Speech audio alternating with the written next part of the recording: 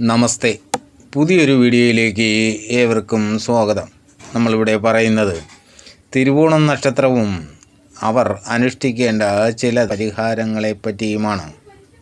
നിങ്ങൾ ആദ്യമായിട്ടാണ് ഈ ചാനൽ കാണുന്നതെങ്കിൽ ഒന്ന് സബ്സ്ക്രൈബ് ചെയ്യണേ. വീഡിയോ ഇഷ്ടപ്പെട്ടാൽ ലൈക്ക് ചെയ്യാനും ഷെയർ ചെയ്യാനും മറക്കരുത്. തിരുവോണം നക്ഷത്രത്തിൽ ജനിക്കുന്നവർ കുലീനതയുള്ളവരും ദാനശീലമുള്ളവരും നിരന്തര പ്രയത്നശാലികളുമായിരിക്കും. ഇവർ നല്ല സംഭാഷണ ചാതുര്യമുള്ളവരാണ്. അതുകൊണ്ട് തന്നെ ഇവർക്ക് ധാരാളം സുഹൃത്തുക്കളുണ്ടായിരിക്കും.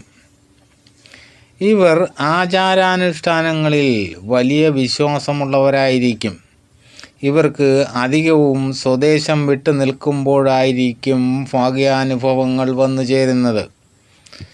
സാമ്പത്തിക അച്ചടക്കമുള്ളവരായതുകൊണ്ട് തന്നെ ഇവർ പലപ്പോഴും പിശുക്കന്മാരായി കാണാൻ കഴിയും.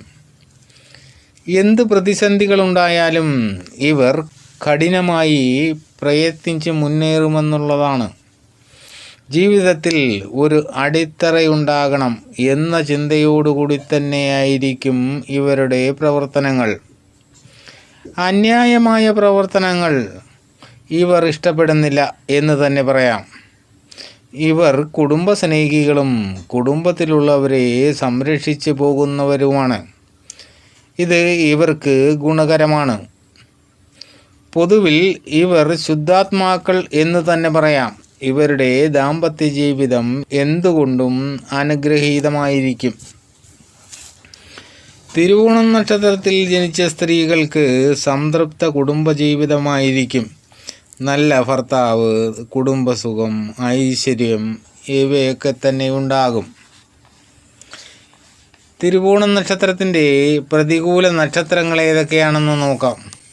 ചതയം, ഉത്രട്ടാതി, അശ്വതി, ചിങ്ങക്കൂറിൽപ്പെട്ട മകം, പൂരം, ഉത്രം എന്നീ നക്ഷത്രങ്ങൾ ഇവർക്ക് പ്രതികൂല നക്ഷത്രങ്ങളാണ്. ഈ നക്ഷത്രങ്ങൾ യാതൊരു കാരണവശാലും ശുഭകർമ്മങ്ങൾക്ക് ഇവർ സ്വീകരിക്കരുതെന്നാണ്. ഈ നക്ഷത്രക്കാരുമായി ഒരു ഇടപാടുകളും തിരുവോണം നക്ഷത്രക്കാർക്ക് പാടില്ല എന്ന് തന്നെ പറയാം. രാഹുവിൻ്റെയും ശനിയുടെയും കേതുവിൻ്റെയും ദശാകാലങ്ങൾ ഇവർക്ക് അനുകൂലമായിരിക്കില്ല. ഈ ദശാകാലങ്ങളിൽ ദോഷപരിഹാര കർമ്മങ്ങൾ അനുഷ്ഠിക്കണം. രോഹിണി, അത്തം, തിരുവോണം എന്നീ നക്ഷത്രങ്ങൾ വരുന്ന ദിവസം ക്ഷേത്ര ദർശനം തുടങ്ങിയ കർമ്മങ്ങൾ അനുഷ്ഠിക്കുന്നത് ഇവർക്ക് നല്ലതാണ്. ദശാനാഥനായ ചന്ദ്രനെ പ്രീതിപ്പെടുത്തുന്ന കർമ്മങ്ങൾ സ്ഥിരമായി ഇവർ അനുഷ്ഠിക്കുക.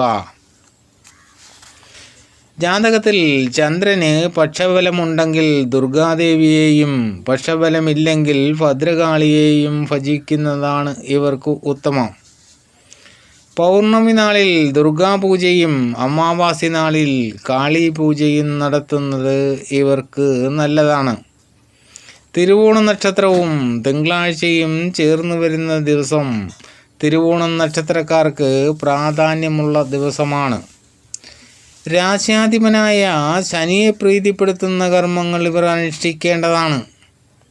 ശനിയാഴ്ച വ്രതം, ശാസ്താഭജനം, ശനീശ്വര പൂജ, അന്നദാനം തുടങ്ങിയ കർമ്മങ്ങൾ തിരുവോണം നക്ഷത്രം വരുന്ന ദിവസം നടത്തുന്നത് ഇവർക്ക് നല്ലതാണ്. വെളുപ്പ്, കറുപ്പ് എന്നീ നിറങ്ങൾ ഇവർക്ക് അനുകൂലമായ നിറങ്ങളാണ്. ഇവരുടെ നക്ഷത്രാധിപൻ വിഷ്ണുവാണ്. മഹാവിഷ്ണുവിനെ നിത്യവും ഭജിക്കുന്നത് ഇവർക്ക് ശ്രേയസ്കരമാണ്. ഇവരുടെ നക്ഷത്ര മൃഗം പെൺകുരങ്ങാണ്. വൃക്ഷം എരുക്കാണ്. ദേവഗണത്തിൽപ്പെട്ട ഇവർ പുരുഷയോനിയിൽപ്പെട്ടവരാണ്. ഇവരുടെ നക്ഷത്ര പക്ഷി കോഴിയാണ്. ഭൂതം വായുവാണ്. ഇവർക്ക് പറഞ്ഞിട്ടുള്ള പക്ഷിമൃഗാദികളെ ഉപദ്രവിക്കാതെ നക്ഷത്ര വൃക്ഷത്തെയും പരിപാലിക്കുന്നത് ഇവരുടെ ആയുരാരോഗ്യത്തിന് ശ്രേഷ്ഠകരമാണ്. തിരുവോണം നക്ഷത്രവും അവർ അനുഷ്ഠിക്കേണ്ടുന്ന ദോഷപരിഹാര കർമ്മങ്ങളെപ്പറ്റിയുമാണ് ഇവിടെ പറഞ്ഞത്. ജനന സമയത്തെ ഗ്രഹസ്ഥിതി കൂടി പരിഗണിച്ചുകൊണ്ടായിരിക്കണം ഇതൊക്കെ പാലിക്കപ്പെടേണ്ടത്. എല്ലാവർക്കും നന്മകളുണ്ടാകട്ടെ. ആദ്യമായിട്ടാണ് ഈ ചാനൽ കാണുന്നതെങ്കിൽ ഒന്ന് സബ്സ്ക്രൈബ് ചെയ്യണേ.